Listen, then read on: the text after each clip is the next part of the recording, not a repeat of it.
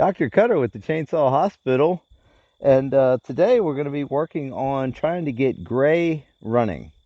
And if we can get Gray running properly, we might even do a little test cuts, but I'm not sure yet. So Gray came to the hospital from a young man whose name is Gray, and he wanted to work on this to get it going. And he thought he might be in a little over his head. I'm not sure. But either way, it ended up here, and we're going to try to get it going. But he's interested in working on small engines and working on things in general. So I am ecstatic for him. I think that is amazing. And Gray, if you're watching this, keep that up. You can do some really cool stuff. Just letting you know. So all that being said, what we're going to do is put a little gas in here, and there might be some oil in there or not. I'm not exactly sure. But what we're going to do is actually try to get this thing going, and then like I said, if we do get it going, we might do some test cuts to see if the carburetor is set properly. If not, we might have to get into the carburetor here and make some changes, whatever it needs. It might need to be rebuilt. It might need parts or something like that. All right, so here we go. I've got the choke set up, and you push the choke lever all the way up to the top. You can see it right there. I've got the ignition switch turned on, and that is located right here. Right there, that's up and in the run position. Again, got the gas in there. So Homelite actually recommends to hold the saw by the handle, the trigger here, or at least some of the top handles. Hold it here and push the saw away from you and pull the rope towards you at the same time. So it'll be like this. So that's how you try to get it started. So Gray did come in with a recoil that was broken, and what I did was just fix the recoil.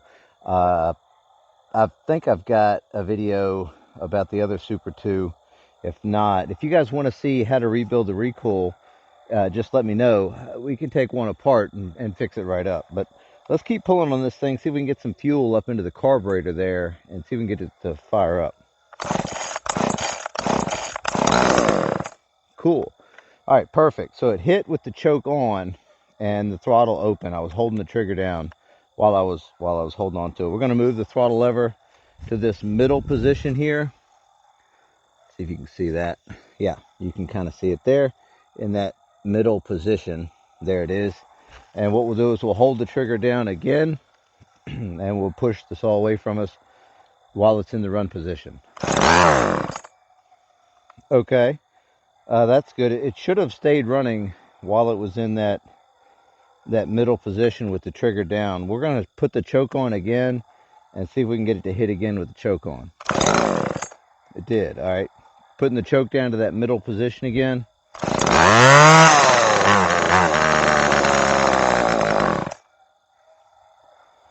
Okay. It looks like there's only one adjustment on here for the low speed, and that could be a problem. It kind of seems like the high side of the carburetor doesn't have an adjustment, isn't getting enough fuel or something. So let's choke it again. Okay, I pulled the trigger, pulled it middle of the position of the choke. It might be just getting that fuel started through the carburetor, because I really haven't started this thing up yet. I just fixed that recoil.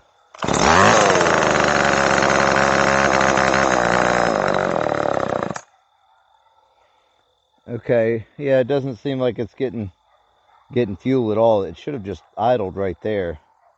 I mean, it seems like it's idling fairly well. All right, that's choked again. Let's try it.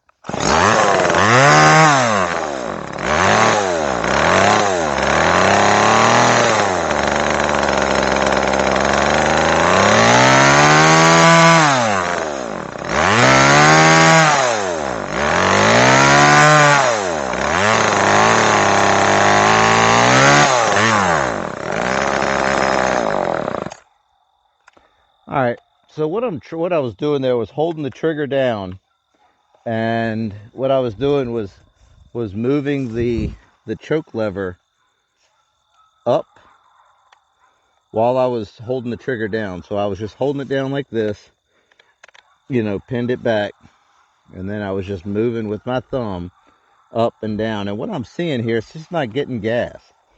or enough gas. I'm sorry, not enough gas to keep it running. So I'm thinking it could be the fuel line. It could be pulling air in. Probably not. It could be the fuel pump diaphragm. Could be that. We'll check that out too. Could be the metering lever diaphragm, or the metering lever for that matter, or the spring possibly. But either way, well, what's next? All right. So what we're gonna do? We're gonna go inside to the Chainsaw Hospital, and we're gonna start taking this thing apart and see if we can figure out what's going on. So we've made it into the shop here, and I've got Gray on trauma one. In trauma one, we're gonna try to take Gray apart and figure out what's going on with this carburetor. So we know it's not running properly. You could hear it outside. It was revving up, and then it was just dying right off, like it wasn't getting enough fuel into the carburetor. But you could choke it, pull on it a couple times, and it would fire right up, and then do the exact same thing again. So we know we have a problem. So I've got Gray here, but let's get you in here a little closer so you can see what I'm working on here. Because these Super 2s are, this is an XL actually, Homelite XL, is they're really nice. You know, they're really handy to have around the house. So let's get in here and get this thing fixed so we can get using it in the yard. So Gray here needs to be uh, to have open carburetor surgery. So we're gonna have to take a few things off first, and we'll start with this bar and chain that needs to come off of here, and this little side plate right here. So let's go ahead and see if we can get this off. So I've got a 7/16 deep well here. You don't have to have a deep well. It's just what I had handy. Put that on there, and we'll lefty loosey that nut off. And it'll give you just enough room in this little case to get that off of there. There we go. Got a washer and a side plate. Put those over to the side. We can pull the bar off. There we go. Pretty nice bar. Chain could probably use maybe a sharpening. I don't know. We might do that. We might not. It actually isn't that bad. So we've got, looks like it's oiling. Possibly. That would be great if it is. But either way, we got that out. Next up. So let's see. We've got Gray. We got recoil repair and get running. And we did. You know what we can do? We can add on here carburetor. Uh, keep running. Maybe we'll keep we'll just say keep running.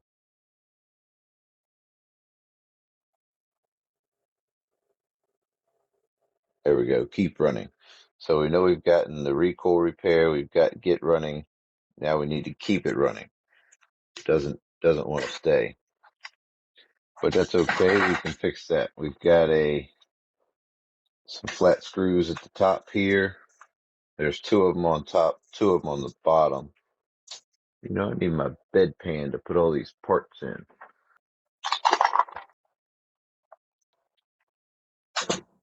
Let's see who's next. We got pull this the wraparound handle off, and that looks like a couple of Phillips head screws right here at the top. And it looks like we got 4 5/16 head combination slotted straight blade screws for the recoil here. And these are the plastic case type screws because this is a plastic case XL instead of those older metal bodied Super 2s. I don't know if they ever made an XL with a metal body like they did those Super 2s, but that's the way it is. So now that we got all that done, we can go ahead and pull this recoil off. And you can see how I fixed it. I just took the one screw out and fixed the rope. And this is an old handle from a Briggs and Stratton, I think, is something extra I had floating around because it didn't have a handle on it when I got it. So we'll start with these two terminals up here for the stop switch, pull those off. We're going to need to get the spark plug out. Tuck that to the side. That should be a 5/8. What are these things? Oh no, those are 3/4. Or this one's 3/4. So I've just got a scrunch here. That ought to, it's one of those 19 millimeter by 13 millimeter. It had the 3/4 / 19 millimeter. There's a spark plug. That's what it looks like after it was running. A little rich, I guess. What you saw is as much runtime as I've seen it have. So who knows what all it's got on it total. All right, we can get this little plastic cover off. There we go. Put that in our bedpan with the spark plug that I didn't put in there already. Let's see, what's next? I think we can start getting this thing slid out. Like I said, I've got the spark plug kind of tucked into this little hole here. It's usually where it rides when you take the thing out of the case. So there we go. Watch your linkage there for your throttle. That's this little guy right here. And once you pull it out, it should just pop itself right out, because when you put it back in, that's how you do it. So mind how it came out. If it's not put in there properly, there's a skinnier side and a wider side. This one's been kind of mangled up. Somebody bent this up a little bit, but this would be the top. This is the bottom. I don't know if you saw it. It went in there like this. But yeah, here's the carburetor right here. So this is what we're going to get apart. So we'll pull the fuel line off. And that might have a hole in it. I don't know. It was bent over. Yeah. If you guys can see that. It actually looks damaged right there. That could be a problem. Kind of hard to see. But we can pressure test that with our little pump and see if we can figure out if there's a problem right there with this line or not. That still has fuel in it, so we'll just set that over to the side.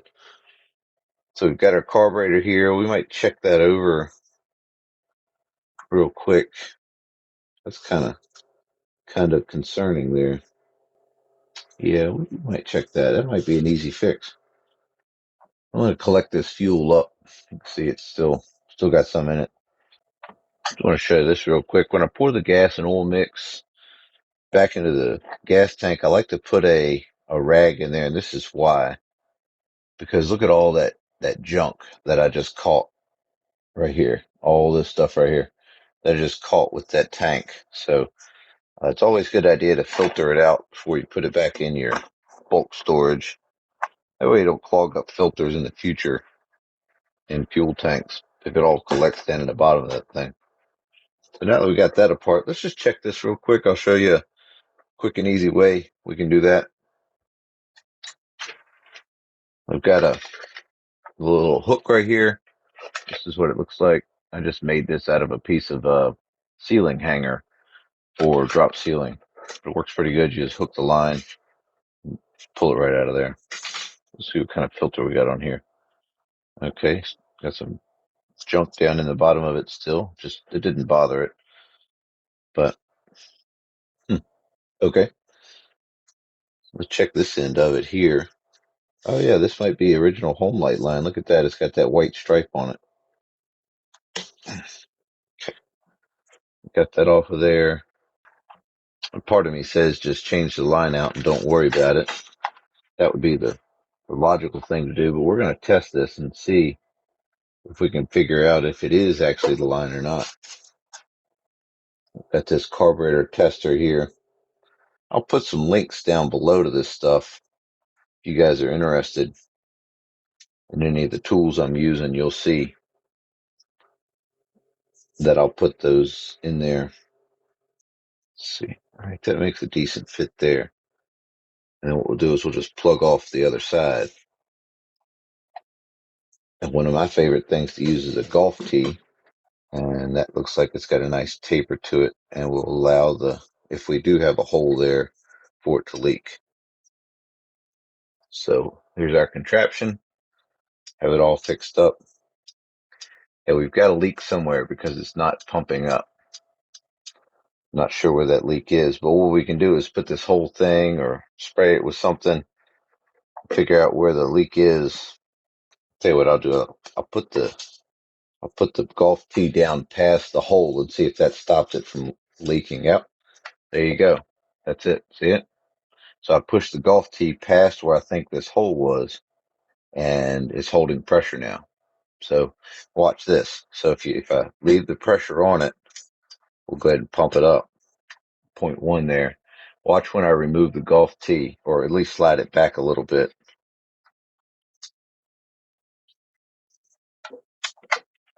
All right, well, I went ahead and pulled it out, but nonetheless, I'm just going to barely push it in there.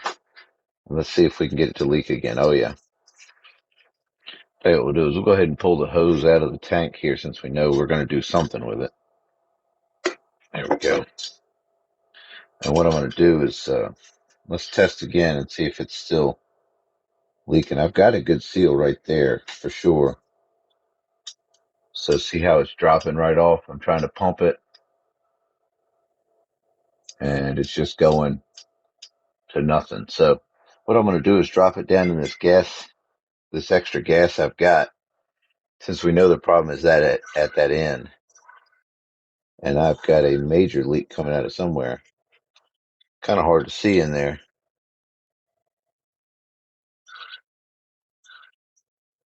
Oh yeah, I can see it down in there. It's right at that. It's right at that crack. Wow, that was a good find. So there you go, bad fuel line. So it wasn't questioned in a real situation without it being a learning, thing. I would have just replaced this line or cut it back or something. We could still do that. We could actually cut it off if we wanted to save this. Why not? Let's do that. Since that was the only bad part, and it looks like the only reason it's leaking right there is because of the way it was pushed up onto that barb. So what we'll do is we'll cut this off at an angle so we can feed it through.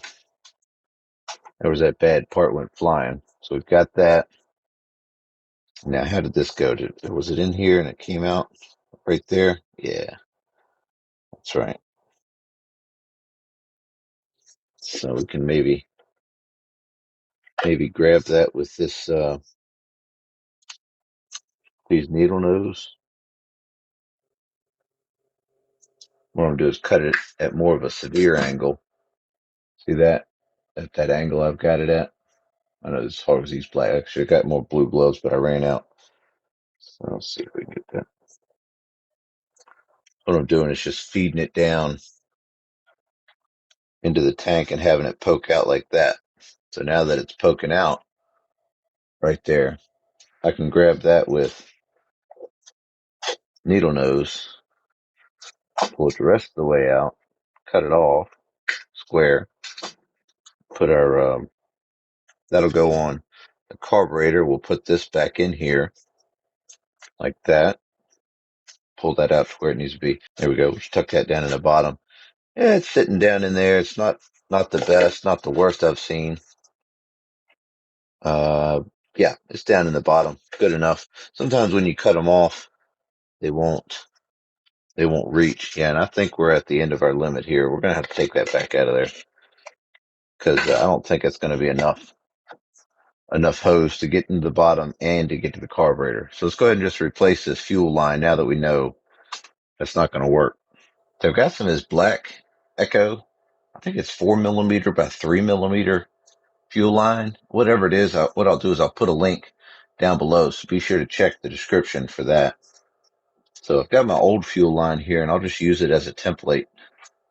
I'm just gonna cut off a little bit more than what we originally had. So that should be plenty there. That's all I cut off of it was about to there. So we should have plenty to work with. And what I can do is use this I can cut this off like I did the other one and just feed it in there. I can pull it through to wherever I need it. So it looks like that will be plenty for out here. And then that'll be plenty for in there. So it looks like this filter will fit back on there, no problem. There we go, got that. Tuck that down into the tank.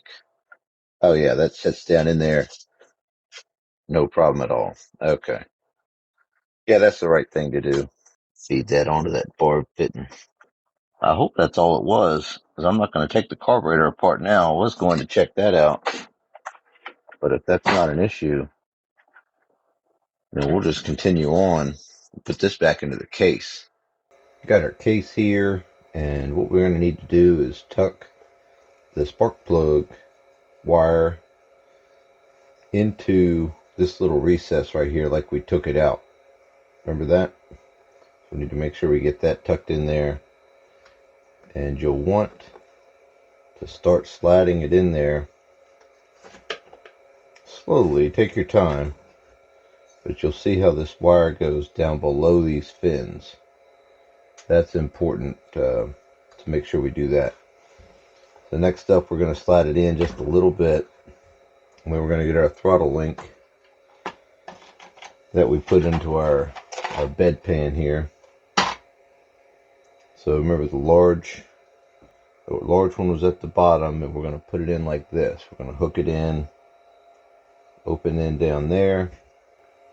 So once you get the engine kind of in the housing a little bit, about right here, you'll want to go ahead and pull the trigger, and what that'll do is that'll show this little lever that's right here. That'll pop down. See it? Once you pull it, it'll just pop down like that. And then you can get your throttle link and get that ready to go into that hole. And once you get it into that hole, you just push forward on the motor a little bit into the housing, and then it'll just slide right in. And now your throttle is hooked up.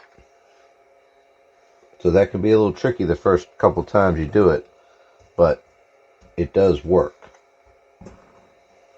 So once that's in there, all we have to do is just make sure this screw right here that always gets hung up gets around the case right there. This one, that'll always get hung up on you. Make sure your trigger, your throttle still works. Everything's good to go with that. So there we go. That's back in the housing. Then the spark plug wire is in the right place. Remember, because we made sure it was down low there, so it's not pinched right here at the rearmost part of the motor.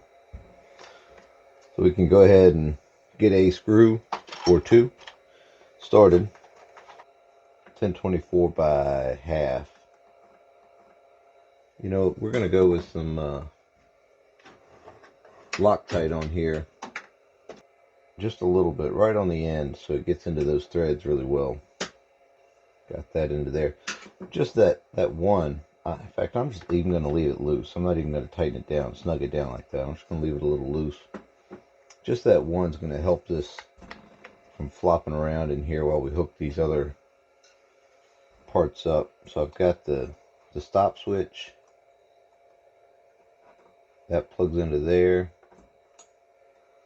Okay, and then this plugs into there. And the polarity of these doesn't matter, but it was already set up kind of in that arrangement there. So we'll keep that the way it is. So that's on, that's good. We got a broken starter dog here. One is okay for now, but we might keep our eyes out for another one. So let's make sure we got everything. So we got that on there. We got our air filter in place. Throttle works. Choke is there, ready to go. So that's perfect. We'll go ahead and get our side cover on, just like that, and then pull that a couple times. Make sure it's engaged, and it is. So these are the screws you'll need for this. And then we've got our Phillips head, like machine screw, right here for our handle. We've got two of these up here.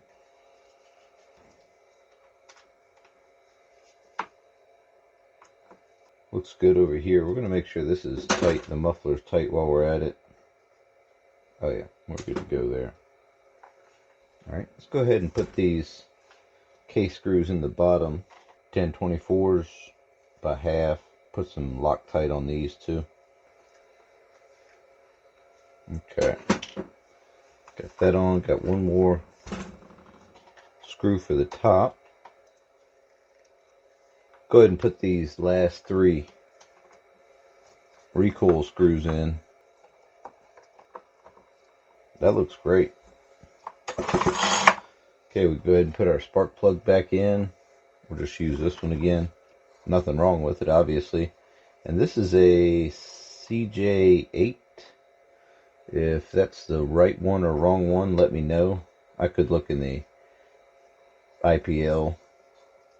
And I think that's right. I don't know, it's got that washer on there. I think it's right. Either way, it's working enough for now. We can make sure we get the right one in a little bit. Okay, cool. We got all that together. I'm feeling confident enough to go ahead and put the bar and chain on it. I should be able to slip this on. Usually I don't do them upside down, but this is kind of neat. Kind of nice to be able to see it go around the sprocket. Make sure our bar is all the way on the tensioner. There we go. I think we got it that time. Just want to make sure you got everything lined up in the right place. So now we've got our little plate here, and it says front on there. So make sure we put that toward the front. Got our washer and our 7/16 nut. We're not going to tighten that down yet. We'll make sure we get our chain tensioned properly. So what we'll do is we'll slide this forward by using the tensioner screw here. Oh, we're going to make sure our chain is in the right direction, and thankfully it is. It's good to go. So what we're going to do is we're going to tighten up this tensioning screw until the chain just barely touches the bottom of the bar. And that's pretty good right there. This is a hard-nosed bar, and these things don't oil the best. Or at least this one doesn't oil the best anyways. I checked over that stuff. There we go. That's just right there. I'm going to go ahead and tighten the nut up for the bar mount. Here, the bar stud. Okay, we got all that together. Throttle works. Chain is nice and smooth. Not loose, not tight. And the last thing is to put this little plastic cover back on. These are fun. And you're supposed to be able to take these on and off to get to that air filter. Or, I don't know. It seems like that could have been a little bit different. It's just kind of silly. Get that on there, and then this snaps in back here too. There we go. And then the top snaps in. There we go. So now we have our cover in, choke, medium choke, and no choke. And then you've got your fast idle right here. You just hold the trigger down. There's no fast idle on these. Alright, cool. So we got that all back together. What do you guys think? You think it'll run? You think it'll idle? You think it'll rev up? I don't know. Let's put some fuel in here, and we'll take her outside and fire up and see what happens. Got some 40-to-1 Opti 2. Alright, so we got that fuel line installed, got Gray back together. So let's see if we can get this thing fired up and run on its own without having to use that choke method like I was doing to keep it going. So I think it was pulling air in that fuel line. So what I've got here, I've got the choke fully set again. So it's all the way at the top there, right up there. And I've got the start switch, the run switch in the run position there. The stop switch. So anyway, so we got that going. So I'm going to hold the trigger down with this hand, and I'm going to pull with this hand just like we did before. Okay, that's a pretty good start. I'm going to flip the choke lever to that middle position now. Right here, right there in that middle position. and leave the run switch on, and here we go again.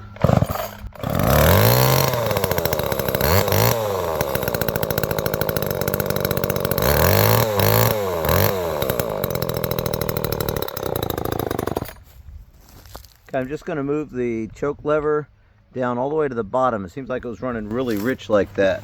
So let's go ahead and move that choke lever all the way down.